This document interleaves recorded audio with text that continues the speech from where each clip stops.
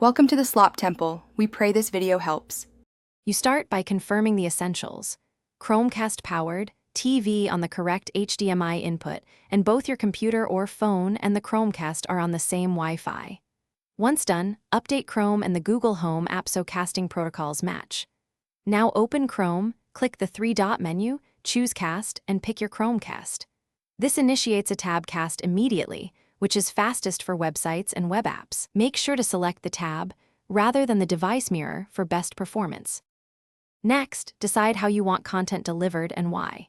Casting a single Chrome tab keeps video smooth and reduces CPU load. Choose Cast tab when streaming services allow it.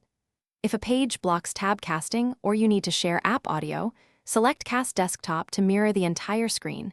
This uses more bandwidth and may introduce lag. Adjust playback quality in the website player and control mute inside Chrome, because Chromecast streams what your tab sends, so optimizing the source prevents stutter and poor resolution. To finish, stop casting from Chrome's Cast menu or tap the Cast icon and hit Stop. This ends the session cleanly and frees bandwidth. Use the Google Home app to check your Chromecast's firmware, rename it for easy selection, or reboot it remotely. If video freezes or audio lags, power cycle your router, the casting device, and the Chromecast in that order, because many problems are network-related. If nothing helps, a factory reset restores defaults, but try reboots first to avoid losing settings. Thanks for watching. Consider subscribing if we helped you.